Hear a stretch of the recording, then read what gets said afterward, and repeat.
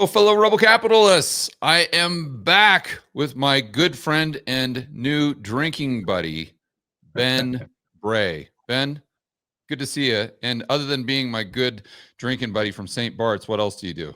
I've been a buy-side guy pretty much my whole career. Started at Fidelity, and I've ran a bunch of different books. I started a family office and ran maybe 3 hedge funds. Currently run 2 different funds in addition to my own personal money. But I'm a macro trader that was trained in equities and bottom up, so I can kind of go a lot. I'm what you might call a utility man of finance. Yeah, and what we're going to talk about today, among many other things, is why Nvidia is, I don't know if I'd call them a zero, but they've been doing some funky stuff. I guess you guys in the industry call it round tripping, or is the technical term circle jerking, or something like You know, but let's start off by going over Nvidia. What the hell is going on? It's not just Nvidia. Now it's OpenAI and it's Oracle. I mean, what? How does this work? And how similar is this to Enron? I'm a student of the markets. I wasn't actively in the markets. I was in grad school at the time. But if you look back, Lucent, Nortel, Cisco, and Nvidia. By the way, Nvidia paid fines for doing this before in the last run up. Are guys that basically, it's called vendor financing. Like, here, I'll invest in you with loans or equity, then you buy my stuff, I inflate my revenue. And yeah, circle jerk's a pretty good word for it. It didn't end well that time. Enron did some of this. They also did, the way they were doing it was a lot of off-balance sheet stuff, VIEs, which ironically, our buddy Mike Green in St. Bart's kind of alerted me to what's going on at Meta, which actually, for a company with over 100 billion cash flow from operations, has some cash flow issues. And their most recent data center they did as a VIE, which is exactly what the structure that Enron used. So, you talk about Nvidia. I think it started in 21. They changed their operating segments, and then they changed their revenue recognition. And it just kind of snowballed from there. And I don't have the chart with me, but if you can start looking at like their investments outside of the company, it really started to skyrocket then. And that's when you start to see these purchase commitments start to really move up. And recently, inventory and accounts receivable have been growing faster than revenue. So you're kind of starting to see that. And they just ended in their last quarter disclosing their purchase agreements, which are the cloud credits and some of these kind of vendor financing things. So, without getting too deep into the detail, where there's smoke, there's fire type of thing. And the historical precedent is really on the side, right? Yeah, and just to be clear for the audience, what's happening, and this just came out in the news just the other day, and it was supposed to be extremely bullish how Nvidia did this deal with OpenAI, where they agreed to invest 100 billion into OpenAI to expand their data centers, or however they're growing their company. But in the process, obviously, OpenAI has to take a good portion of that 100 billion and send it straight back to Nvidia, which they book as additional earnings. And all else being equal, they get a multiple on that in the form of their share price going up.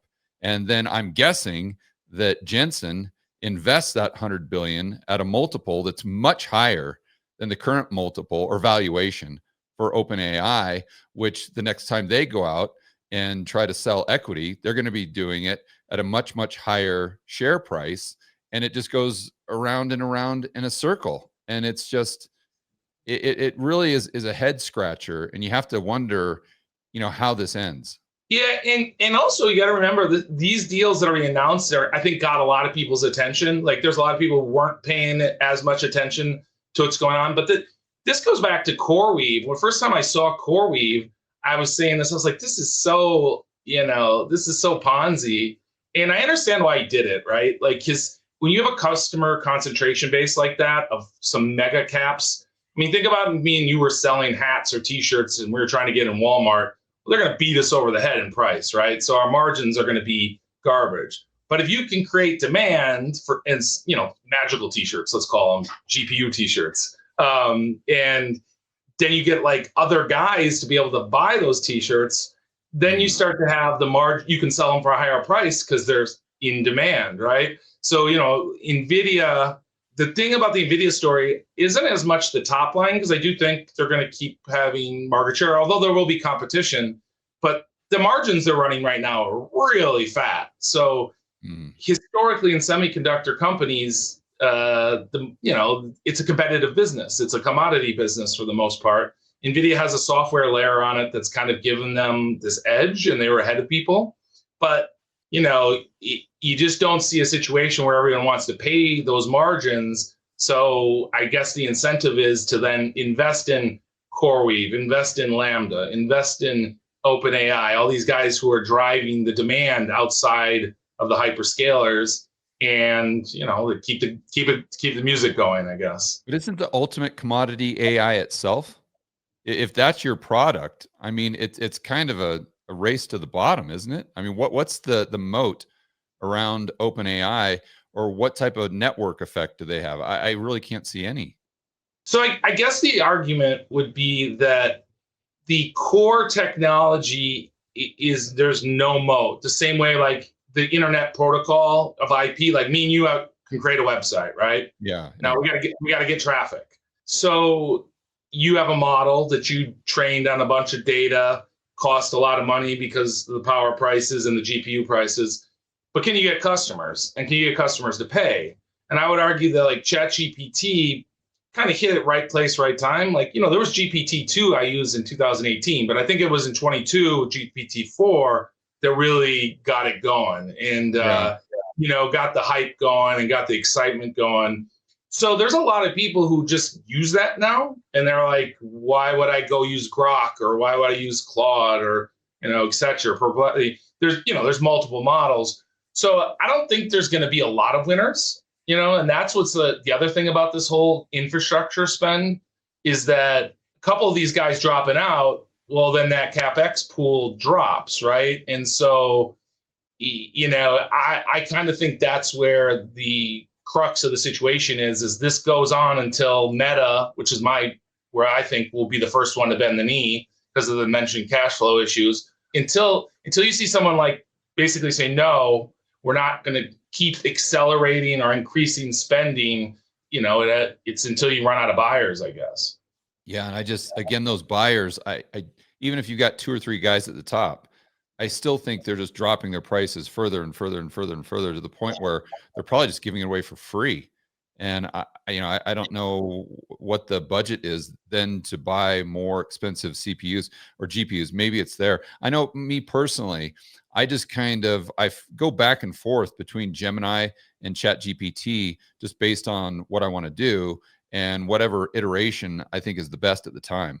And so, I mean, I would drop ChatGPT in a heartbeat if Gemini just came out with a brand new version that was just slightly better, or vice versa. Like, I have no brand loyalty to Gemini or no brand loyalty to ChatGPT. And obviously there's no network effect like Facebook, because because all my friends are using Gemini doesn't mean that I'm going to use it. And that's right. Yeah. And so then it's more, that's why I think the better analogy for this whole thing is it's search 3.0, basically. It's a better form of search. I want to go to Google and ask it a question, and I get a bunch of links, and I got to sift through it. Well, this will go sift through it for me, give me a bunch of links, give me a summary. If I need code, it can give me some basic code. I like to read academic papers. Here's a whole list of them. Here's a summary. So there's a bunch of stuff that it does for people who want it for that purpose, serve a purpose. But also like for lifestyle, like my girlfriend went on ChatGPT to find us a new mattress and found a really good one through it. And that sounds very search to me, which then can't really be surprising when we see that OpenAI recently hired away the head of ads from Meta and was there for 11 years. Obviously, very good at selling ads. Meta is a pretty good ad selling business. I don't know if you've been on Instagram lately, but there's almost more ads than there is impressions. And that makes me think that they're going to start to transition a bit to a advertising model, because I don't think the math on the $20 subscription a month can cover the cost of the numbers we're talking about. So, seems like the natural move. people who don't want to pay for it don't care as much about the performance. There's like a minimal accepted level of quality, and that's what they're going to use, and then they'll pay for it through display ads in essence, or maybe some click ads. Yeah. It's funny going back to this deal between Jensen and Sam Altman, that $100 billion deal we were talking about earlier. I was doing a video on this yesterday, and I noticed in the CNBC article that I was reading, they were talking about how this is kind of like a handshake deal between Sam and Jensen. And it's like one of these good old boy deals, and no bankers were involved. And I was thinking to myself, okay, is that actually a good thing that no bankers were actually involved? Or is that telling us that no bankers wanted to be involved because they knew it was like an Enron thing? And they're like, no, we're going to go ahead and sit this one out. Maybe you have a better impression of bankers than me, but they're usually they love their fees, Yeah, but, exactly. These agreements so far are not binding, though. See, it's a really weird situation where we're hearing both from the biggest industry and from the government, because these Trump things are the same way. Japan's going to invest $2 trillion, and Saudi Arabia is going to invest $100 trillion over the next 3 months, and their GDP's like 4 billion or something. Same thing. Well, I think that's the kicker right now, is that the numbers are getting so big that as a percentage of GDP of countries, of the global GDP, I don't know, it's getting hard. And then you also think about this idea of power prices going up to drive this. And I'm not sure as of now that it's going to take as many jobs as people kind of have feared.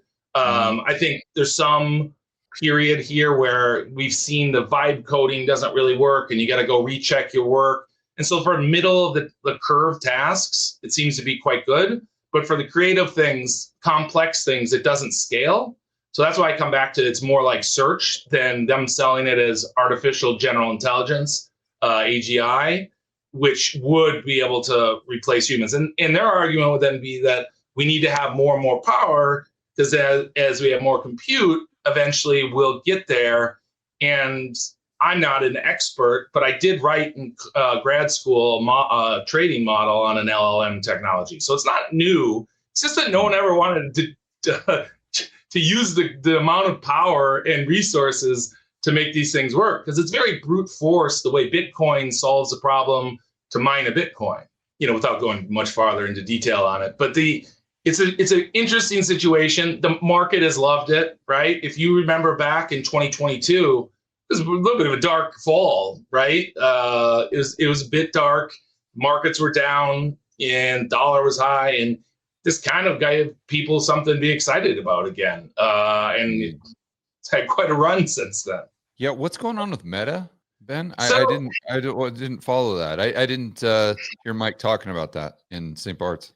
Yeah, so he had brought it up to me and said they had some cash flow issues. And then I went home and we had talked about these deals. Right? Again, I can't believe how much more exponential the deal announcements have gotten since those deals that were announced. But they had announced a deal for $29 billion data center down in Louisiana with a PIMCO on the debt. And then I think Blue Owl was putting like a $3 billion equity tranche.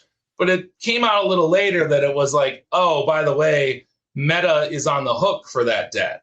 Like if they like cancel their lease, or the value of the data center gets down, they have the recourse on the personal guarantee on like a piece of, is that more or less that's an easy way of thinking about it. But yes, it's debt, it's off balance. But again, you come back to this idea of Meta has 100 and some billion of cash from operations, but they have commitments for about 32 billion of equity purchases, 5 billion of dividends, but then they're doing 75 billion of capex, and the street has them going to 100 billion. So I was toying around the model, and it's just like there's a lot of things going on. You have a lot of the Meta, some of the other ones, definitely CoreWeave. What they're doing is they're extending their useful life assumptions on the value, the long-lived value. If you remember, retailers used to do, I started when I was at Fidelity, I started covering retailers, so I know this trick pretty well.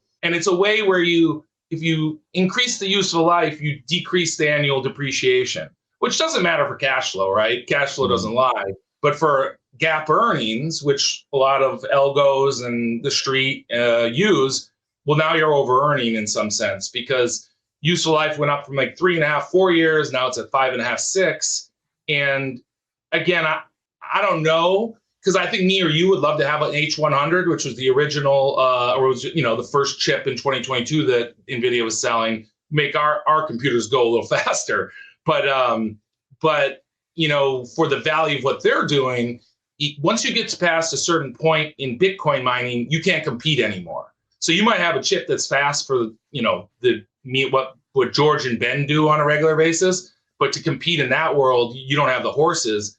So H100 2022, then H200, now we have Blackwell's. That's 3 years, right? I don't know, 5.5 years for this CapEx seems a little on the long side. And so that's one thing.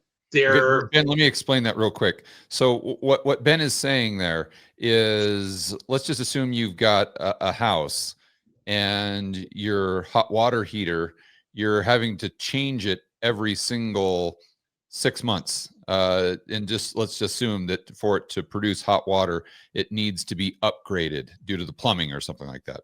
And so you're having to buy a new hot water heater every single 6 months right now. But then what you're doing for someone that you're selling the home to is you're basing the value on the home as if they only have to change the hot water heater once every 5 years. And you're like, I don't know. If you actually have to change it once every 6 months, that changes the amount you'll have to spend on maintenance and therefore the potential value of the home. Yeah, exactly. And then, then it comes out that their payables days are going up, which means they're paying their vendors. Now, one of the major bank analysts had this year's estimate up to 5 months. I mean, do you really want to get paid 5 months later? Normally it's 30 to 60 days. Do they book that with GAAP? I have no idea how GAAP works with publicly traded companies, but can they book the accounts receivable as income for this quarter? Yeah, that's revenue, right? So basically, they book it as revenue, and then the cash can come in later. So I didn't know that. Okay. Yeah. So that's why there's when you reconcile between GAAP and free cash flow or cash flow statements, there's a working capital component of it, right? Like cost of goods sold relative to inventories, accounts receivables relative to sales, payables. And so that there's a working capital component to cash, which everyone kind of forgets, when you're just kind of on the outside. But when you're the ones actually spending the money, it's a real thing. So you and I can go to lunch, and I'm a seller of XYZ widgets, and I can come back from lunch and say, yeah, Ben just agreed to buy $100 billion worth of my widgets, so I'm going to go ahead and put that and book it as revenue. There's usually you have to have delivered the service in order to recognize the revenue, without getting into a huge gap conversation. But basically, there's rules around revenue recognition. Okay. And that's why I said that about Nvidia. When companies change their revenue recognition, it's usually a red flag. Like you have to ask yourself, why are you doing this? Why are you changing your accounting principles? Like from the standard that industry uses, if it's not to inflate the price, because everyone's got stock comp for their employees. It's a big part of how they operate, because they don't pay them enough on wages and salary alone. There's a big part of it is like, hey, the stock's going to go up, and that will be part of your total comp package, basically. So there's pressures, and you remember everyone operates off incentives. If you see incentives, you can usually figure out what's going to happen, or where the motivations lie, at least.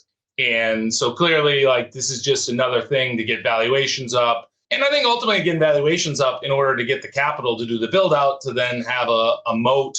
But the problem is there's so many guys doing it. And so I don't know, we'll see how it goes. But there seems to be a decent amount of guys doing it right now and competing. But if you're not in that group, like me and you, you couldn't even imagine trying to compete with these guys in essence. And so I think that's what the idea is build it out, move fast, get a lead. And, the thing is historically, and we talked about this when I was speaking at St. Bart's, every tech cycle historically kind of works out the same. And there's a great book called Engines That Move Markets. And it shows like railroads and the telegram and the telephone and the internet. And there's just these periods of hype and everyone's excited about the new technology. And then there's a bunch of spending on infrastructure. And then often there's a bust. And the early investors and debt holders kind of, they don't do that well, but then it ends up being great for society. So I would think that that's the historical precedent, and that's kind of how it's going to play out, especially with all these parallels to the .com. One of the things that is the fiber that was laid in the .com, there's still excess capacity today unused from that build out 25 years ago. Right. Another thing, as you're saying that, and we're talking about moats around a business, you look at what Jensen is doing also with Intel. I don't know if you saw that, but after Trump basically bought 10% for the government, Jensen came in like a week ago and committed to like 5 billion.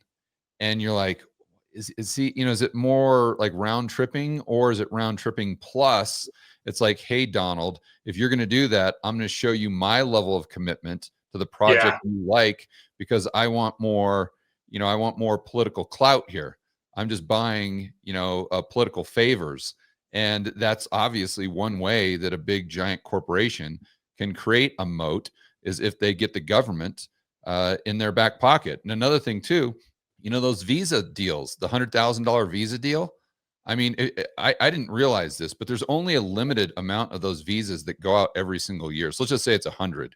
So the supply isn't even close to the demand. So even if you jack the price up to, it doesn't matter, because you're still going to have those 100 people coming in on those visas every single year. The 100,000 isn't going to deter that. But what it is going to do is it's going to create another moat for these big spenders like Facebook or Google or Nvidia, where they're the only ones that can afford to pay the $100,000 fee. And therefore, they're going to take all of the talent away from the startups. So you're creating that moat where the startups that are more nimble, they really can't compete with you moving forward. So it's all just this, it's just getting the government involved, and getting the government involved in the free market just as a way to protect your business. It's corporatism at the end of the day. Yeah, I have two things on that. First, the idea of the 100,000, I kind of get, because you pay $100,000, $200,000 to go to college, and then they come in and underprice you from a foreigner. And so there's a margin hit probably to these guys for this, but they all have pretty fat margins. But the people that don't have the margins are the startups that are trying to compete with them. So because for Nvidia to shell out $100,000, I mean, this is nonsense, right? They can shell out $100,000 for whoever they want all day long. They could shell out 10 million, for whoever they want. But who can't do that is the startup that might compete with them in the future. So it's just like big businesses always being in favor of minimum wage. It's like, why? Doesn't that hurt them? No, it's fine for them because they can afford it. It hurts their competitors that can't afford to pay those higher wages. Or same thing with red tape. A lot of these big corporations love the bureaucracy. They love the red tape. They love the lawyers because they're the only ones that can afford it. And the startups that are trying to compete with them can't do it. Yeah, because you got to be at scale, right? I've always argued that the regulation is actually just a barrier to entry disguised as helping the people.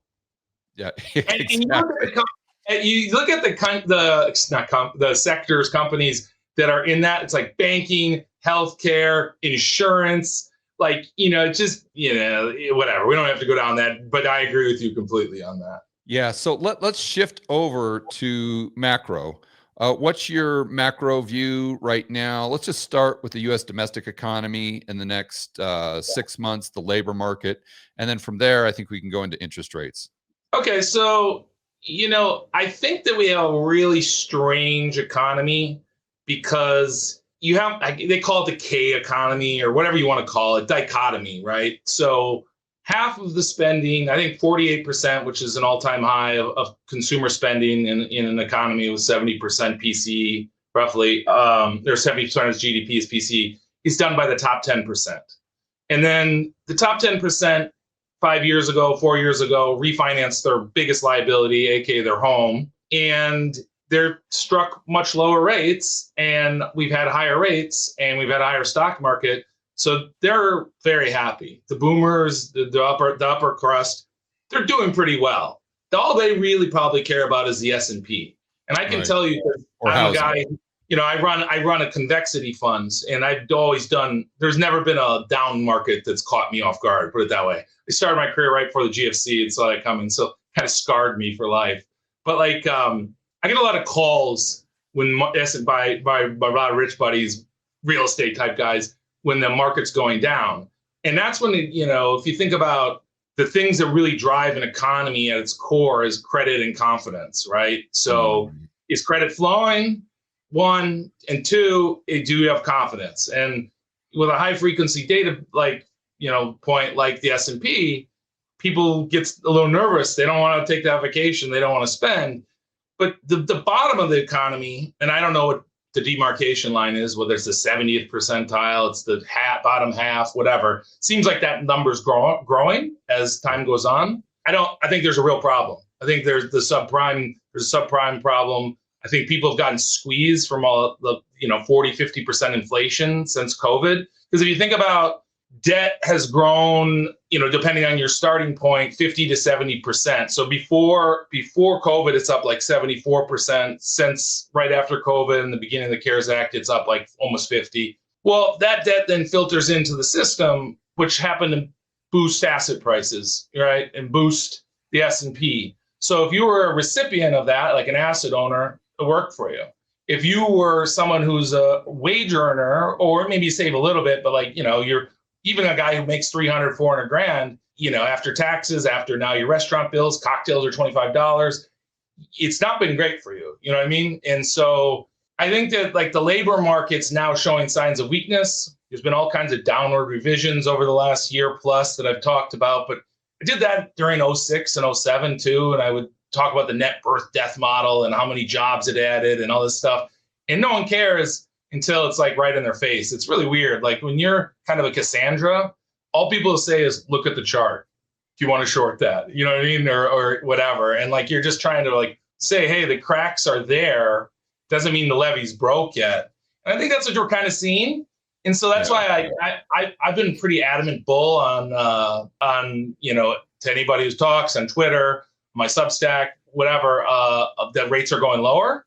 And you kind of have to for the middle economy. So both the IWM type of companies, right? The small and mid cap companies that are much more rate sensitive, as well as that bottom 70% who's rate sensitive. They need lower rates. They need the housing market to start working again, not just to be house prices are high. You need sell houses, building materials. It's a very high multiplier industry, unlike some of the other areas. It doesn't data center buildings helping a lot of people, right? Yeah, in AI, there's a segment that's helping a lot, but then there's it's not as the economic multiplier isn't as high as it is for that. So I'm pretty bearish, to be honest. I know that the kind of consensus right now is reflation, but it looks like it's better in other parts of the world, which is why the other equity markets are outperforming the S&P this year.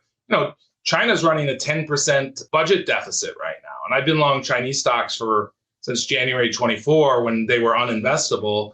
And I don't know, maybe we will see the history rhyme with .com bubble, and then it transitions into an emerging market, rest of world, lift.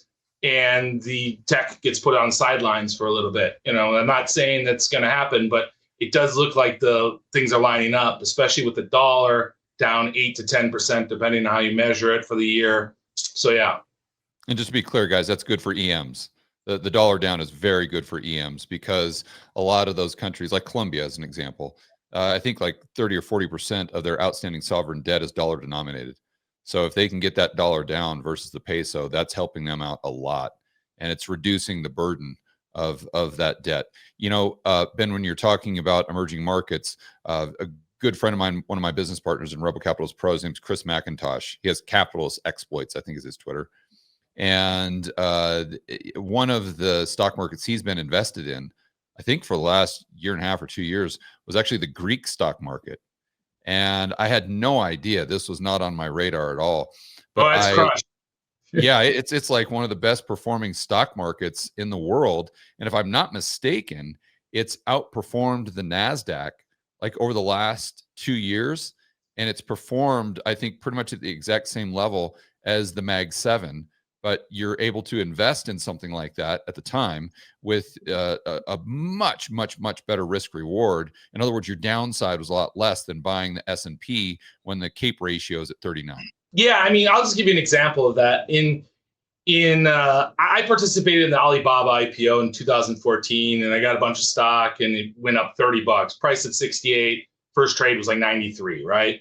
And then went on to go to like 300 over the following years. So in January 24, it was back at 67.50. Yet it had like $48 of cash on the balance sheet, a 10% free cash flow yield, it's paying a dividend, and traded at 4 times EBITDA. And, people would just tell you China's uninvestable. And, my old fund and my partner, we bought a lot of energy and, oil and gas in 2020 during COVID. And it was the same thing, uninvestable. Emerging markets, been uninvestable. The U.S. exceptionalism forever. But, in that chart that book I sent you, I showed since January 13th of this year, where the dollar peaked, the S&P's up 13% roughly. But in euro terms, it's down 1 or 2. In yen terms, it's only up 6. In gold terms, it's down 18. Mm-hmm. So that's been a big boom that supported this market. So it's a different animal. It's not, when you have a strong dollar, strong stock market, that's a really strong market. When you have what we had post.com, which was, the S&P got back to 1600, but in gold terms, euro terms, it never got close, right? So it was just really that the dollar got absolutely trashed from 2001 when it peaked until, I guess the summer of 08. Yeah. So that's kind of the dynamic that's starting to pop its head. Commodities and metals have done pretty well this year, with the exception of oil. And honestly, oil is another thing that's really helped this market. Right. I mean, I call it the 4 horsemen of reflation. And number 1's the dollar. Number 2 is oil. So since that same January 13th period, oil's down like 18%, 17%, depending on, I know we're up a little bit today. So that's boosted it. And that helps flow through earnings. And I'll just give you a little microcosm of example of that. FedEx, they beat earnings recently based on margins, but it was almost all on fuel prices, right? So if the fuel savings is what dropped them or put them to like a 6-7% gain, where they would have been down a couple percentage points. So that's very positive. It also helps all these people in the middle we were talking about that are kind of struggling, because energy is a big tax when if you remember 2022, it was not a good time to live in California or any other high gas price place. And I think the third thing is basically that interest rates have come down quite a bit. The SOFR curve on the front is down, we'll call it like 70 bips, 80 bips. The curve steepened, using the 530, it's steepened 60, 70 bips. And that provides carry opportunities for banks to lend and for carry traders to come in and provide liquidity. And then the last thing is that if you think about what happened in April, you had a vol event, not an all-timer, but a good one. And that creates an incentive for carry traders to come in and sell puts. If, just as an example, you can inverse a volatility curve and turn it into a yield curve. And obviously I'm not trying to say that your listeners should do this, but just to understand the mental model, when you have an 80 vol market, which we had briefly, or 60 vol market, I don't remember exactly where it topped out, but just 80 vol, that translates to, if you sell an at the money put, of a 32% yield. So you're an asset that's down 20%. All right, well, I'll take a 6 month, 4 month, 3 month, and then I'll basically lock that in, or I'll buy the asset down 50% more or less, right? And so you get equity volatility has gone back down to the 10th percentile. Implied correlation is down to the 4th percentile. Credit spreads are now at the 1 percentile. And I'm just, for full disclosure, we have in our fund, we're short credit default swaps, which hasn't been that fun since then, to be fair. It was fun in the beginning of the year. But, these things all are supportive of risk. They allow the carry traders to basically lift the market. And that's why you see this constant grind up, crash down mechanism, because it's all based on leverage in essence. But until you suck out all that risk premium, they'll keep bidding it, right? As long as there's not some exogenous event that happens that then causes deleveraging event, which is what I'd argue the Liberation Day thing was. I think people were levered up in those positions, and then that was just too much. He was just a little unhinged, and people were a little scared about the AI thing. So yeah, so let me try to summarize this, Ben. Just kind of put it into English for the viewers. So your thesis is the underlying economy is weak, and it's I think it's been weak. weaker, but the financial economy is actually doing okay and trying to prop everything up because of the shape of the curve, and because there's opportunities in there for guys, the financial players who actually see arbitrage or whatever. They see these types of good opportunities. And so they're creating this credit that is propping things up in the financial economy that's spilling over into the real economy, but the underlying fundamentals of the real economy are deteriorating. Yeah, and I think that you can just look at, I don't have the chart, but there's a chart that shows earnings growth of the Mag 7 versus the S&P 493 that is so-called, and there's been almost no earnings growth in the 493.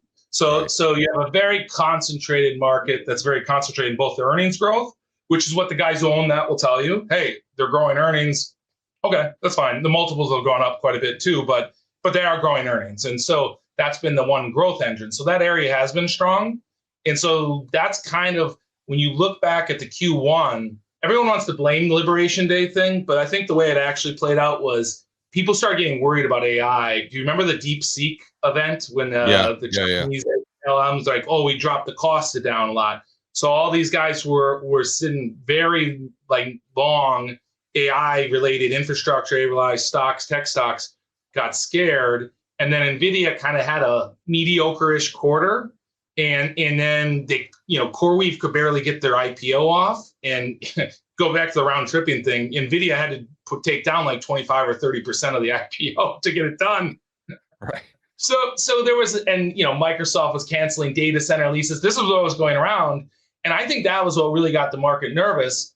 And so then instead of selling assets, because tax guys don't want to sell assets for tax purposes, and if you're a big player, selling and then getting back in is hard, right? So what guys use is leverage via options for hedging and stuff, credit default swaps, equity options. There's a lot of different things, and so that started building. And then we got that build up, and then that event happened, and then it just kind of, because the sell off was only really 3 days, right? It was violent, but it was only really 3 days. Up to that, it had been a modest correction. But I think what really drove it was people were getting nervous about the one area of the economy that's really been booming, kind of stalling out, if you will. And then earnings comes, we get going, and then everything I just said, these other four horsemen, were able to provide tailwinds for the last 4 or 5 months.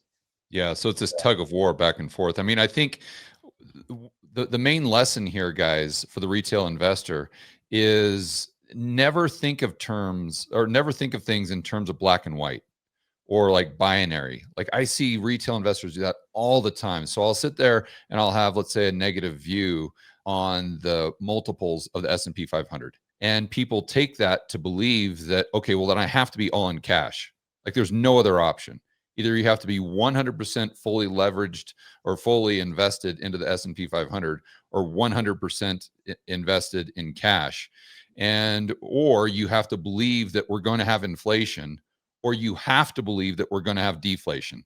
You cannot see cross currents out there that are tailwinds and headwinds to consumer prices themselves. Okay, this is an inflationary wave, but this is a deflationary wave, and they're happening simultaneously. So that's, I think, the main takeaway right now is when you guys think about your investments, you have to realize that there's cross currents at play all the time. It's not just one thing or the other. The dollar, as an example, there's things that are happening right now that are very, very bullish for the dollar and very, very bearish for so your job is to determine which one is going to outweigh and override the other. Yeah, and to make it simple, also the way I like to think about it is what we were taught. The classic model is that the financial markets follow the real economy, right?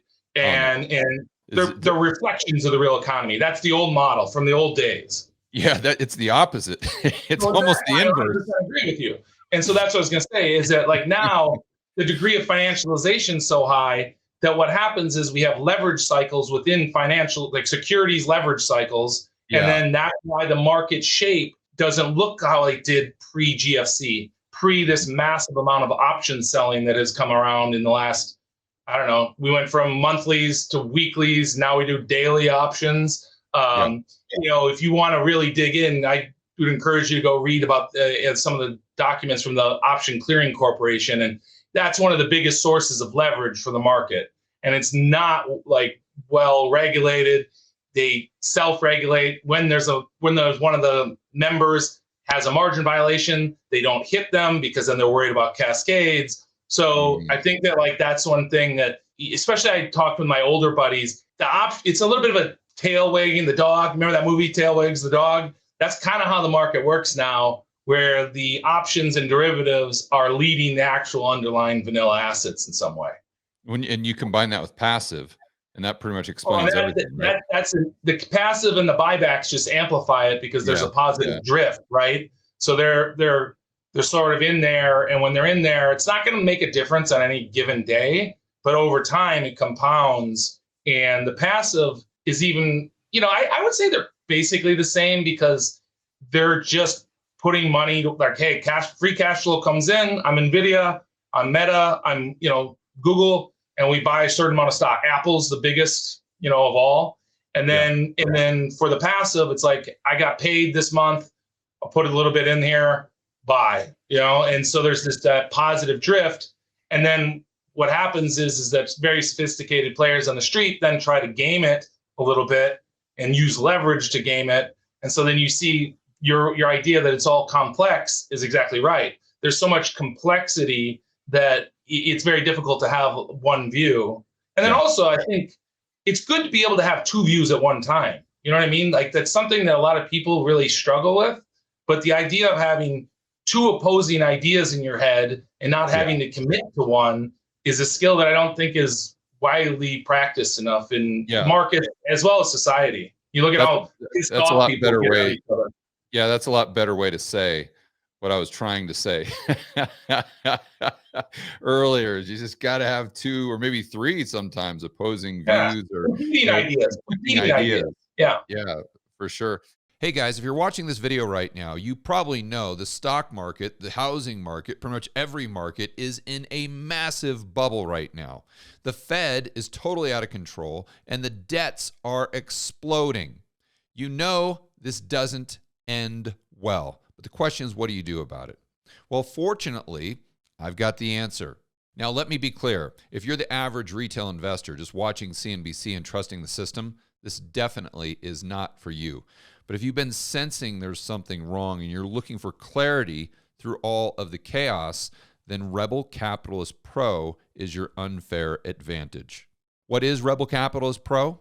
It's the private investment community that I have with my good friends Lynn Alden, Chris McIntosh, Brent Johnson, Patrick Seresna, and Jason Hartman.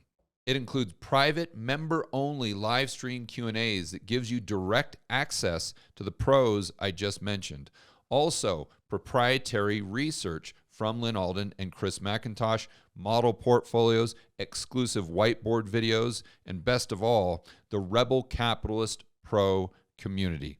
Rebel Capitalist Pro is basically the cheat code you need to not only protect your wealth, but to build wealth and thrive in this crazy world of asset bubbles, out-of-control central banks, and big governments. So stop worrying about this stuff. Stop losing sleep and start investing with confidence For more information about Rebel Capitalist Pro, we'll put a link in the description below this video. I remember when we were in St. Bart's, I can't remember what night it was, it's all kind of a blur, but you were telling me about how with your framework, you see volatility as the interest rate. Am I Yes. saying that right, Ben? And Yes. if that's the case, can you explain that like I'm a golden retriever? Because I think that's something that people would really find fascinating, because that's a framework that I've never heard of before you and I were discussing it. So, there's a book that I would encourage your listeners to listen or to go read. It's called The Rise of Carry, and it discusses how the market has evolved and how it's different now, and how the carry traders basically the carry is like lending money, borrow short, lend long, sell volatility, use balance sheet is the best way to think about it. If you have access to balance sheet, you're like, hey, I will accept a negatively convex return profile in the sense of I have only this much upside, but I have a lot of downside, but I win 80%, 90 some percent of the time, right? So and I'll get my bonus by the end of the year, that's somebody else's problem. Okay, so just to be clear, negative asymmetry, but you have a very, very, very high percentage win rate. Yes, exactly. And so that's basically what it is, using a lot of leverage. The classic case of it would be FX carry. Like the most recent one has been the peso yen, for example. So the Japanese haven't had interest rates in forever, so they send their money abroad to where they can get some yield or they can get something interesting. But you could argue that part of the dollar weakness this year wasn't so much that people didn't want dollars anymore. It was that for a couple of years, European asset managers, Canadian asset managers, guys around the world, they were kind of doing a carry trade in the sense that they bought U.S. stocks, but then they didn't hedge the currency. So they were long dollars and long the underlying, S&P. So once the S&P started going down and Trump started going a little like scaring people, they all of a sudden the hedging started to come in. And I can show charts of this, but the equity ownership by foreigners has only gone up the whole year for the most part. And despite what everybody on FinTwit will tell you, the treasuries owned by foreigners has risen as well. And so the reality is what I mean by the interest rate or by the price of money is where's the majority of the leverage in the markets coming from? It's the repo market, and then it's the options market, it's the derivative market, and everybody prices off volatility. So if I'm Citadel or I'm Valiasny or some pod shop, most of the models are based on some kind of vol like metric where when vol's lower, you can amplify your exposure, and when vol rises, it's the same. You know what I mean? Like think about a credit lender. When confidence is high, I'll do this kind of lending they're doing right now with CLOs and some of the stuff we talked about before. When confidence is low, I'm going to need a pound of flesh, right? And so it's the same kind of concept. And you can see how credit spreads and volatility are basically the same chart over time. It's the same concept. Another way to say it maybe for the viewer is the volatility is almost a proxy for counterparty risk. Yeah, and it's like the marginal dollar. When you really need a dollar? So think about George and Ben hedge fund, and we're running 8 times levered, and then we have something happen like happened this spring. We don't have a choice. The risk manager is going to tell us, or we're going to blow it through all our capital. So we're going into the market, and this is what the price is being offered at. So there's somebody on the other side, right? It's a market. There's a dealer on the other side, or an entrepreneur, or whatever, hedge fund. It's like, this is what I offer it to you at. It's like, oh, you want to borrow some money?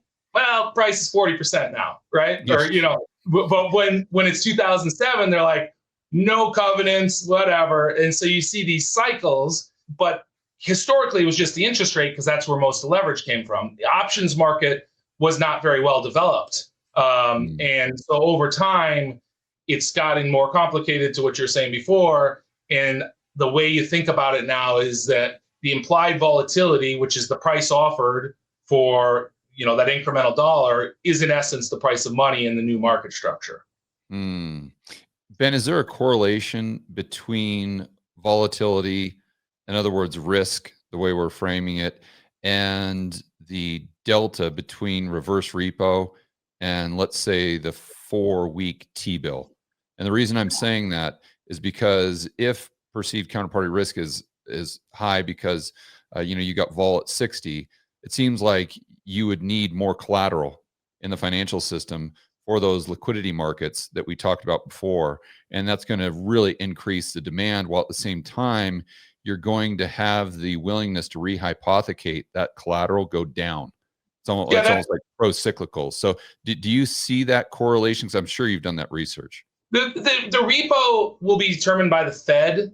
And so a lot of times that's just collateral availability. The commercial banks will oscillate what they'll let you what I'm talking about is on your collateral. But the Fed is more steady. So when you have a funding market problem, often it is a lack of collateral, and then you guys have to move elsewhere. Do you know what I'm saying? So like the value of that collateral, like to have that collateral goes up. Like and when you go through the reverse repo, like people are willing to pay more. So it's the same kind of concept, right?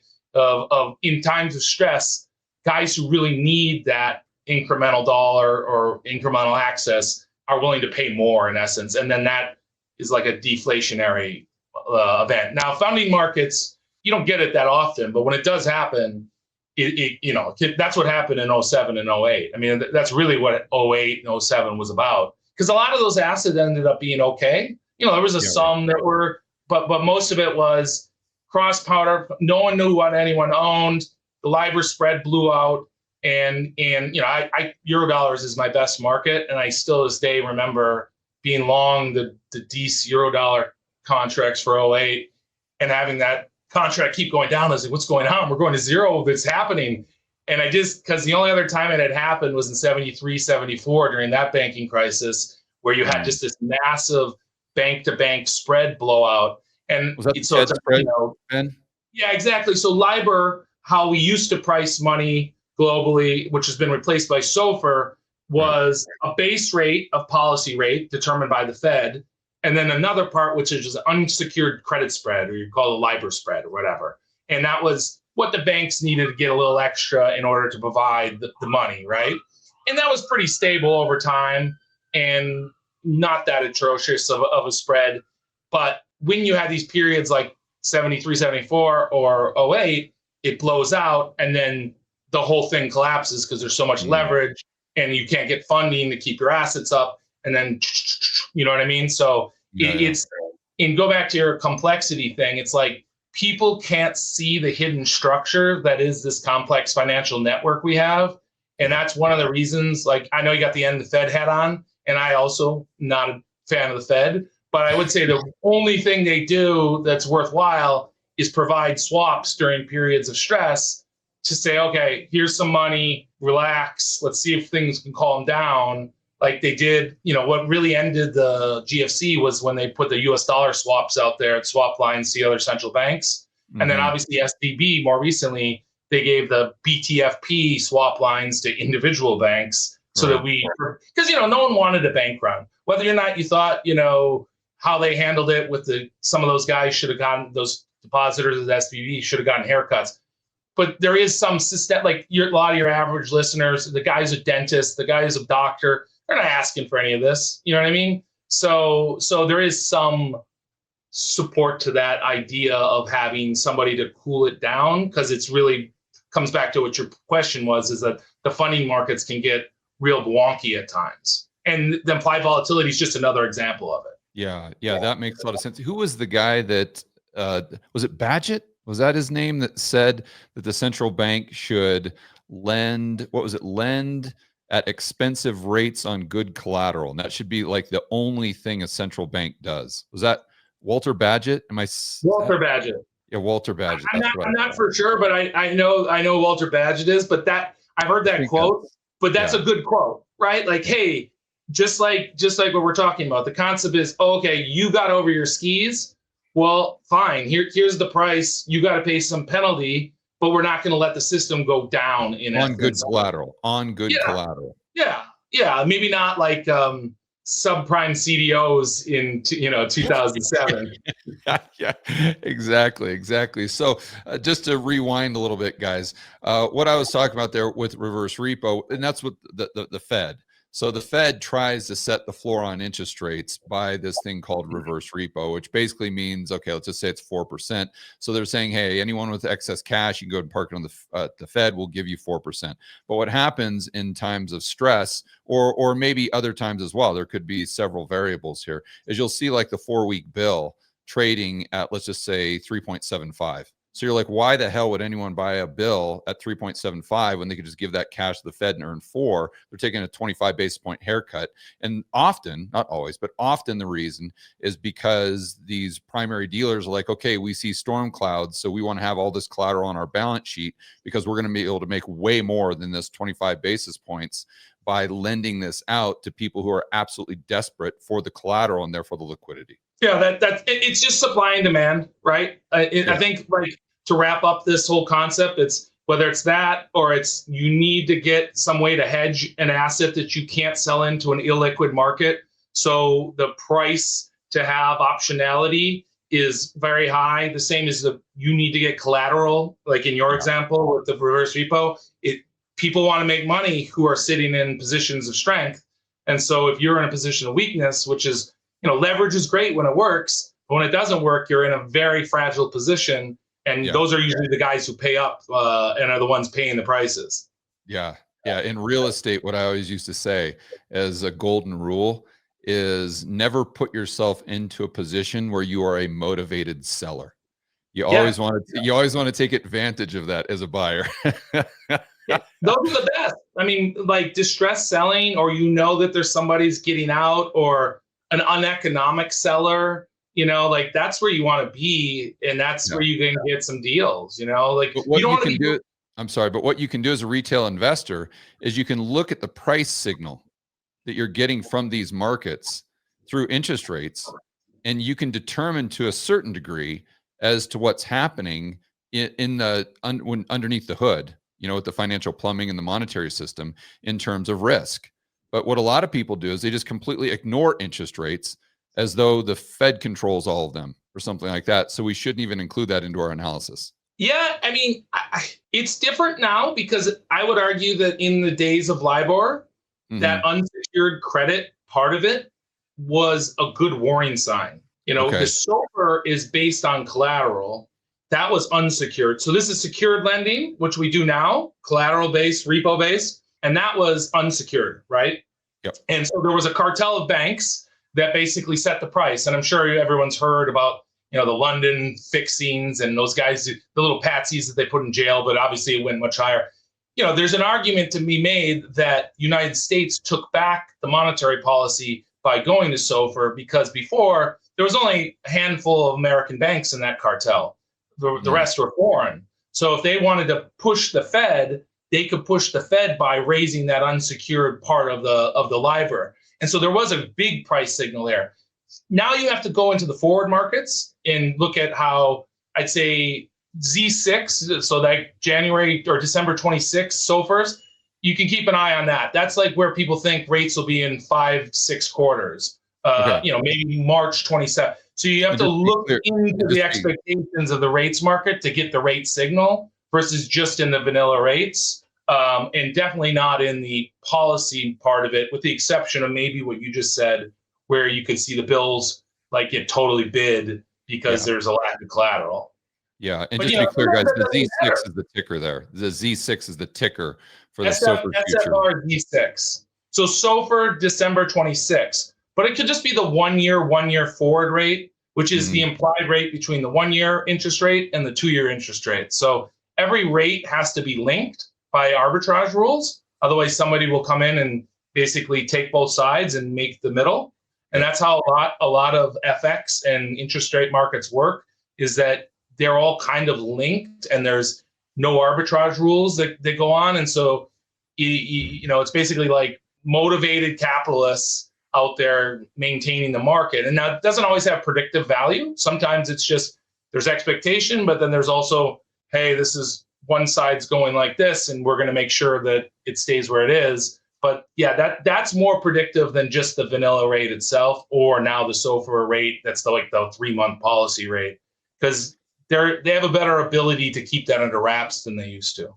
So we started off by talking about how your base case is interest rates, I'm assuming across the curve, probably going down over the next 6 months, maybe the next year.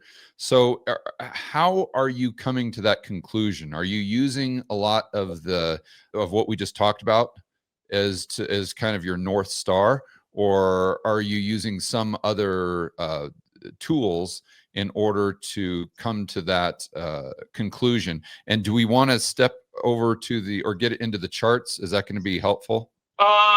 We can talk through it. I'm trying to think of what chart that what I have on that book that would be useful. I mean, let me just talk through it first, then we can go to that.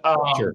Yeah, I kind of assume that we're in the process of a down cycle, and that the down cycle tends to lead to shorter rates on the short end. And I think that what we've seen in the labor market and what we talked about earlier is kind of showing that there's a big part of the economy things aren't great for. Okay. So again, top of the economy and guys on Wall Street, that they're okay right now, but the real economy is there. And so the Fed has a dual mandate, right? Inflation and employment. Inflation's kind of a lagging indicator. See, if you go back, let's use '08 again. Summer of '08, everybody was worried, ironically, about inflation coming out of China. Just like now, right? Like now it's because of tariffs. Then it was because China was finally paying their people, and they had changed some rules there. So prices in China, and it was oil. So there's two sources. It was Chinese imports and oil were really ripping in the summer of '08. And we had like 5 or 6% to headline CPI then. It was 5.6. I've done a lot of videos on this. When the Fed started cutting rates in '07 in September, the CPI was right around 3.5. And by June or July of '08, it actually went up to 5.6. And I go back and I look at some of the archive Wall Street journals when they came out with like the CPI print for July and August. And the Wall Street Journal just talk about how the Fed is way off sides. They've cut rates too much. Inflation's going to go through the roof, and how the Fed's going to have to start hiking rates ASAP. And then like 2 months later, rates are at zero. We're zero. Yeah.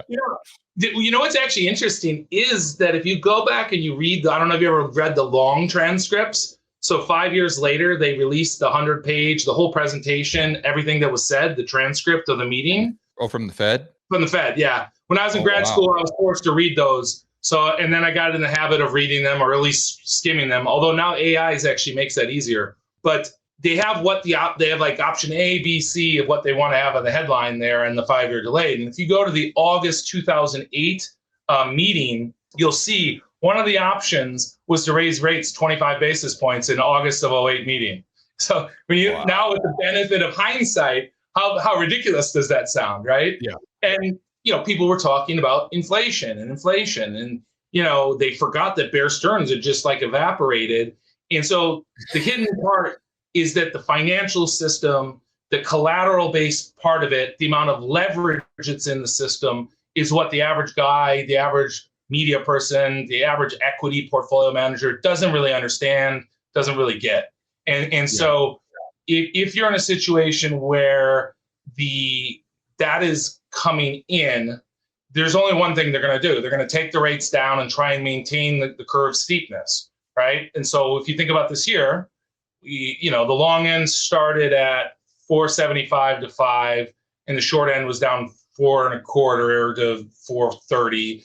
And then very quickly, we're now at, let's look on the Bloomberg. Massive bull steepener. Yeah, it's so even though the rates are up today, 360 on the short end, and 10 years 415, in the long end's 475. And so again, come back to the carry part of it. Banks they really need a positive spread in order to make money. Banks can make money two ways. They can sell volatility, they can sell spread, basically. That's what banks do, more or less. Or say, unless you're JP Morgan, they just get the free 5% from the Fed and don't pay you anything. With the bankers, right? and so basically, like, if you think about it, it's like if the economy rolls, it can go really fast, If it's just, okay, and we're getting the refi from some of the mortgage spreads coming down as rates volatility is going down, and rates, have mortgage spreads have come down a bunch. And I've owned the mortgage refi companies. I think we talked about a little bit, and they've done really well this quarter. That helps the average guy who was sitting on a 7.5% or 8% mortgage, or so it starts to be able to put some cash in people's pocket, maybe get some activity in the housing market. But like my view is that once this cycle happens, it's just that's how it's going to be. And we've had the amplification of, like, if you think about the base collateral is like T-bills, so $10 trillion of T-bills outstanding roughly, and then you move out the curve, which is still money, but less moneyness because of the volatility, right? Like owning a 30-year bond, people found out the hard way that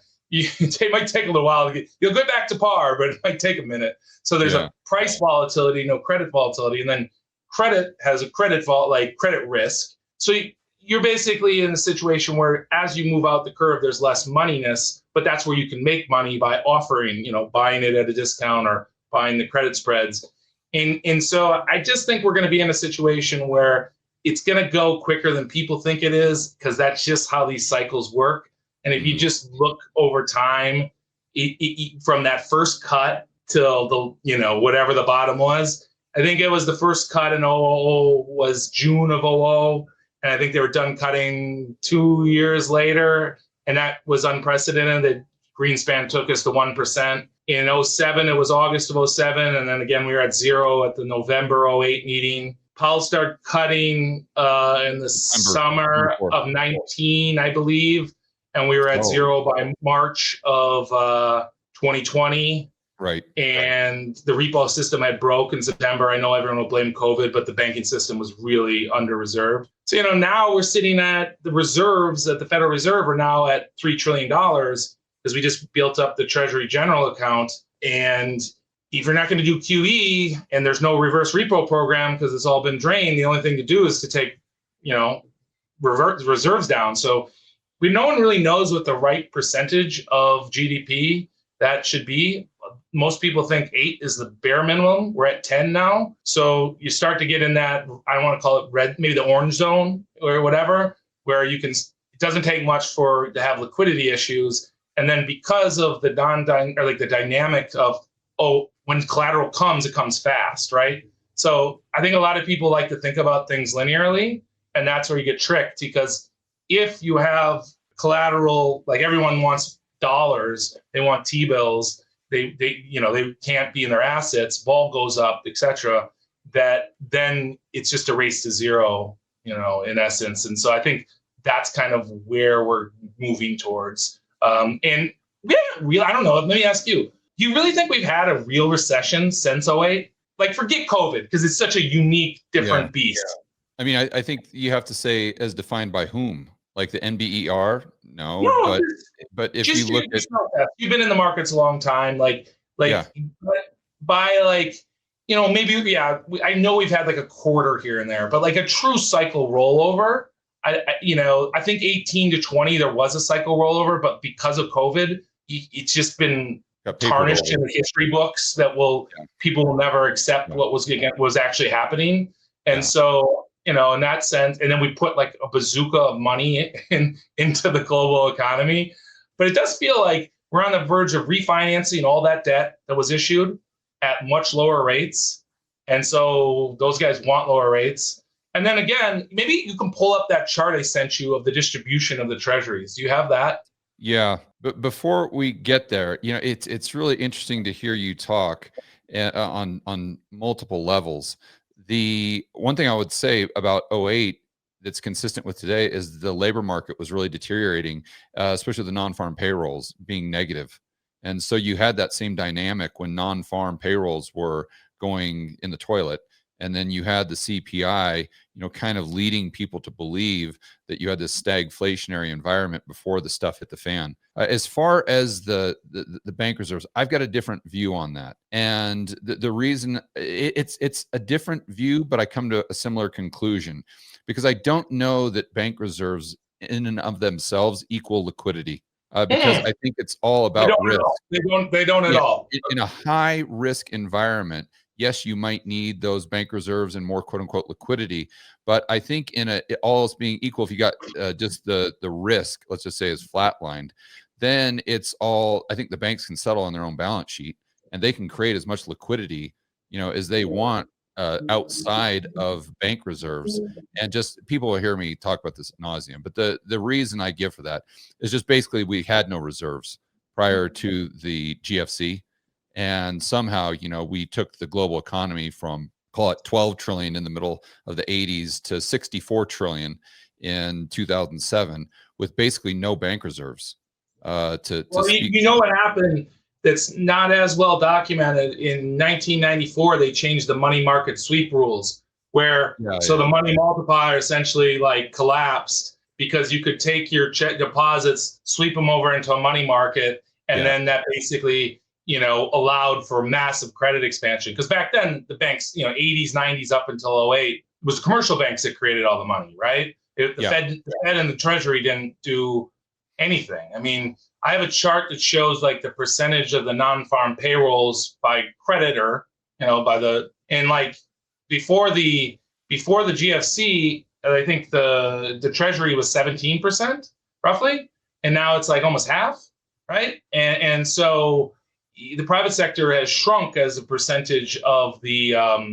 credit outstanding, whereas the government took up the reins to keep because all it really matters is total credit to keep Right. the system alive. Now, if credit is really declined, then it's a bad thing, right? Yeah. Yeah, I would argue from a liquidity standpoint, it would be far worse, unfortunately, if the sovereign debt were to decline versus the amount of bank reserves. So if I had to choose, what's going to be better for the monetary system and the global economy and therefore the US economy, if I could reduce the amount of bank reserves by 2 trillion or reduce the amount of outstanding T-bills by 2 trillion, I'm going to take the bank reserves all day long. All day, Because all day, yeah, because all those day. treasuries I think are far more dependent, and at the end of the day, that's the base money. And I don't want to belabor it, but that's why I don't really pay too much attention to the Fed's balance sheet and the amount of bank reserves. I try to pay much more attention to what you're talking about earlier with the amount of risk and perceived counterparty risk in the system, which is you can tell by volatility and other things that you're referring to, like the spread between reverse repo and 4-week bills. And that's another argument for buying bonds Yeah. is that we're still in QT, right? Like right now, despite what everyone says, the fiscal impulse is almost it's like 250. It's almost nothing. It's like 250 billion, 200 billion on its way to zero. Like the trailing 12-month cumulative fiscal, and it's been huge. It's been the biggest driver. And then the monetary impulse has been negative for a while. Like the Fed's balance sheet, like the Fed's holding of treasuries is back to around where it was just after COVID, around 4.2, something like that, trillion. And so they've shed a lot of them, and they're still selling the mortgage-backed securities. And so you have a negative monetary impulse, even though they're lowering rates, they're still shrinking their balance sheet. And then you have the fiscal part of it, whereas everybody wants to think like this. I even hate saying it, the one beautiful bill or whatever. It's so brutal. Basically, that if you look at the CBO, they said, okay, there's going to be 3.4 trillion of debt added over 10 years. That doesn't account for tariffs. In 3 trillion of it is just the extension of the tax credits or the tax bill from 17. So there's not like a lot of new stimulus. There's a little bit of stuff in there for some corporations, like depreciation expense, some interest expense, but like, and that's not going to hit till like next year when taxes come in. And so it's not that stimulative. And I'll tell you what's not stimulative at all is tariffs. We're running at like a 370 billion incremental run rate, which is, it's like 1%, 1.3% of GDP. Someone's got to pay it. And one of the things I saw today, which is crazy, is that corporate income taxes collected are now down year over year by 40 billion. And that's on the UPenn budget model, which tracks all the tariffs and the deficit and whatever line item. They take it an API right from the Treasury. So it's quite nice for people to look at. And that's interesting that you have that down. Now, maybe there is some component of it that it's this new tax bill, there's some of that stuff, but like it also could just be that the tariffs are hidden profits and That's in what I was that. gonna say. It's their margins. You know, I looked at a chart the other day. I used it in a video of import prices, and import prices do not include tariffs. So if the foreigners were eating the tariffs, you would have to see those import prices drop. And you've actually seen them flatline and go up slightly more recently. So then you look at the CPI being at 2.7 or whatever it is now, and it's not really being passed through to the consumer. So the only entities out there that are left are going to be those U.S. importers. And so the U.S. importers are paying the vast majority of those tariffs, and they're doing it out of margin, which would make perfect sense as to why they're not paying as much income tax, but they're paying a hell of a lot more with that upfront tax because it's sales tax through those tariffs. Yeah, and they're paying it through dollar weakness too. You know what I mean? Like they're getting double hit if you really think about it, right? With the exception with China, which is we run on a peg, but the euro and the yen and in various currencies around the world are more expensive for an importer than they were at the beginning of the year. Plus, you have the tariff, and by the way, reciprocal tariffs went into effect on August 7th. So someone's got to pay it, and like I think that it's just going to be one of those things that the initial part of the tariffs was actually perversely stimulative because everybody pre-ordered, right? So they pre-ordered, sent a bunch of dollars out into the economy, or into the global economy. And in a world where there's mostly, there's 2/3 of the debt is dollar-denominated debt, world needs that. And that's why, the euro dollar market exists, the offshore market, and they have to use a lot of leverage because there's not enough dollars. Well, now it's starting to come back, and that could be a dollar liquidity issue in itself, on top of the fact that who knows what the perception by market participants are about margins after having such a great run. So I think the tariff thing's negative. They're collecting like an extra 75 or 100 billion in student loans that before the government was just floating the money. They weren't like letting the bonds go bad. They're just like, here, we'll pay for these delinquent people who don't pay. And so they're not doing that. Now that's really going to hit people's credit scores hard. There's people who are in delinquency, and now the buy now, pay later is going on. So that bottom, whatever chunk, 2/3, call it, is in they're going to get hit. And then I don't think the government and the monetary policy is anywhere there. So then they buy bonds. Let's say at least end QT, but maybe they start QE again, and now you got another buyer there. And the truth is bonds are way under owned by the passive community. Our friend Mike Green had a chart that he had showed me that showed how, because the bonds got crushed in 2022, their market value, and they're all, passive indexes are market value based, that it's actually less represented versus the par value. And I like to look at the par value versus the market value. And right now, the par value is, 1.5 trillion larger for the marketable debt outstanding. So people are sitting on $1.5 trillion in losses. And so, that's just another, that collateral revalues if rate goes higher, right? It's kind of the same dynamic of the dollar. People don't realize that, like, when you see global M2 growth, often it's just the dollar going down, right? If you price everything in dollars, the debt value is higher, the dollar is lower. It's a denominator issue, right? Yeah, it's like the FX reserve on central bank balance sheets too. Yeah, and so that's why, like, right now we're having a little bit of a dollar. The dollar's trying to break out right now in markets, a little wobbly, but like the dollar in a weak environment going up is a bad scenario for risk assets. So you got to keep an eye on that right now. But I think that, just to go with what we were talking about, is it's very much like it feels we're on the precipice of a rollover. But what the argument is, well, it's 1999. Like, that's the only argument I hear these days. Like, well, we could go even further crazy. And like, that's true. It's totally true. But like, I think that bonds are a much safer bet. They're historically undervalued relative to stocks. And they're uninvestable. They actually go back to par. So there's a convexity that works in your favor on it, even if it's underwater. Yeah. And by the way, they can work pretty well if rates get bid, and it doesn't have to, like, you don't have to hold your bond forever, right? Like, you could just do it a trade, just like a stock. Like, here, if you buy the longer duration bond and you get a move and everybody rates come down, but it doesn't stay there, well, you could always sell that too.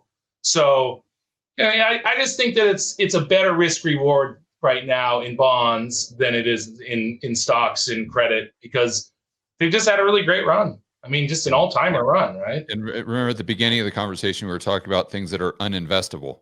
And that's the only thing that I can think of right now that's uninvestable is the long end of the curve, right? Yeah, and energy. What's right? that? And energy. energy. And energy. Yeah. Although it's starting to get a little bit of a bid, energy is, but yeah, and honestly, that was my thesis this year. That's why I got really excited in July buying healthcare, which I don't do healthcare at all. I just bought the XLV because I saw a chart that was at like the lowest percentage ever versus, or ever 25 years or something versus the S&P, and China was this place that had 1% to 2% rates, so no rates, not a really good real estate market. And every other market in the world was at the all-time high. So I was like, you know what? They're starting to run this budget deficit. They'll come for Chinese stocks. And it's been quite the Q3 for Chinese stocks. So sometimes that's the thing. You got to go where if the capital wants to get the best risk-adjusted return they can, you go where the money's still not at often. Yeah. So Ben, help me understand where I get it wrong with the Fed's balance sheet as far as mattering. Because what I always say is the Fed's balance sheet 99% of the time doesn't matter. Now 1% of the time it absolutely does when the shit's hitting the fan and they're bailing out. Obviously, they can come in and do a BTFP and that matters, or the swap lines. That's another thing. But for the reserves, let's say to go from 3 trillion to 3.5, or from 3 down to 2.5, I don't think that matters. And I'm totally open to being wrong, but I don't think that matters based on the fact that for 50 years in the Eurodollar system, we basically had no bank reserves whatsoever. So the banks are settling on their own balance sheets. They absolutely can do that. We know that definitively. But as an example, I think there would be more liquidity with 2.5 trillion in reserves with low risk than 3.5 trillion in high risk, as perceived by the banking system itself. Definitely. Yeah. Well, the market's all that matters. The Fed likes to act like it matters, but the market dwarfs it. Let's just be clear. The global debt market is about $350 trillion. The Fed owns 7 trillion, and they're not, they're pretty big. Japan reached its maximum, and the thing about the carry concept, because a lot of this carry stuff is started heavy in 1987 when Greenspan underwrote, the market, and then accelerated in 94, and then 98 with the long-term capital management, and then .com, and then the GFC, and each successive bailout to keep the carry bubble going is bigger, and it has to be bigger. Yep. And I don't think that we have the balance sheet anymore to do that. I don't think that, the government debt to GDP is balance sheet, or which balance sheet? Both. Definitely not the government balance sheet, because when you reach 100% debt to GDP, basically there's no more economic capacitance after that. It's just like inductance, to use circuit terms in physics. But basically, more dollars are chasing the same amount, or just a little bit amount more goods and services. And so that's what I think the market is thinking, right? They're saying, oh, let's buy gold, let's own stocks, because they're going to sacrifice bonds. And that's the assumption. If you look at the market prices since COVID, bonds have gotten smoked, the yen's gotten smoked, basically stocks have done well, gold's crushed. And so we'll see. The Chinese valued their bond market, and they didn't care about their stock market. And now their stock market's starting to reverse a little bit. So I don't know. There's some things that are making me look around and say that the dynamics that have existed since COVID are starting to change a little bit, and we'll have to keep an eye on how it goes. But yeah, I think that what I'm talking about the price of risk, the amount of leverage in the marketplace, is much, much more important than the Fed's balance sheet. The Fed just matters that they have credibility. right? Like if as long as they have credibility, like the Zimbabwe central bank has no credibility, right? So just being a central bank doesn't instantly give you credibility. It's that the Fed is the world's, in essence, central bank. And it's a dollar denominated world, more or less, because it's the world reserve currency, just the way the Bank of England was prior to the Fed. And so the question is, will they underwrite another carry crash, right? Because it took a lot of balance sheet from the government side and a lot of balance sheet expansion from the central banks to arrest that last one, right? And so we'll see. You know, I think that's why they're slowly trying to pass the baton back to the commercial banks. You know, there's this. They've changed the rules a little bit in favor, and they're trying to deregulate the banks and kind of go back more similar to how it was prior to the GFC. Because I think the government and the central banks have done what they can do, and they've done it for 17 years now. It's been a long time. Yeah, so I think that people are going to get a little confused there, though, Ben, because you're talking about interest rates going down, but you're also talking about no more balance sheet from the sovereign, implying that they can't issue a lot more debt or increase deficits because there's not going to be balance sheet capacity to absorb those treasuries. Therefore, interest rates go up, and that's going to be the constraint. So how do you reconcile those views, or am I getting it wrong? There's infinite demand for treasuries. Anybody that tells you there's no demand for treasuries is crazy. Like it's the base collateral of the system. Unless we switch to a new system, which you could make an argument that that's what China's trying to do, and other central banks are trying to do by buying gold, and gold as a percentage of global reserves is rising. And gold was the bottom of the pyramid, of the money pyramid, if you will, for a long time. But treasuries have been in the post-World War II period very clearly, right?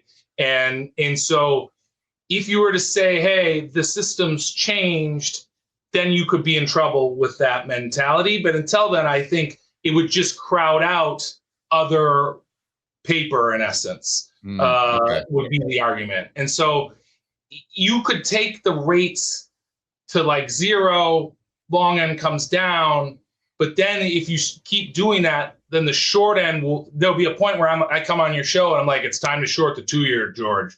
And if they try to do this bailout, what will happen is I think you'll see more of an emerging market type of yield curve where the short end is perpetually above the long end, which is what we had in 22 after that deluge happened, you know, and you were running an inverted yield curve. And in order to attract people to hold your currency, you need to keep positive real rates. And you know, because otherwise, why are they get like, if it's no longer I have to own it, then that's the curve you'll actually see where the short end rises and the long end is much lower than it. But I think that we got to get to that other side. There's possibility that it goes like that, like a late 70s type thing. But I think there's a little wood to chop before we get there. All right, buddy. Thank you very much. I've kept you, I know, way too long. I sincerely appreciate the back and forth, man. It's really, really interesting. I just love talking to people like you that have such a unique framework versus most of the people that you hear on social media. And one of the reasons, because you're an actual pro, and this isn't theory, you're actually running money, and you have a P&L that you have to be cognizant of. So thanks for coming on and talking about it. Where can people find out more about what you do? Yeah, if you're interested in any of our products, you can come at me on Twitter at Ben Brey. I also have a Substack. I think I'm going to start writing it again. And then I'm a contributor partner to Wall Street Beats, which is like a collection of pros where we just go on a daily show and say what we're doing, basically, you know, what's interesting. So any of those places, you can reach out to me, direct message me on Twitter. Yeah, thanks for having me on, buddy. It was fun. Yeah, that was a lot of fun, and can't wait to do it again. But next time we got to do it face to face again. That's for sure. Right. It's a lot more fun face to face when we're doing tequila shots, right? Thanks to our buddy Hugh. Yeah, exactly. All right, have a good one. All right, buddy.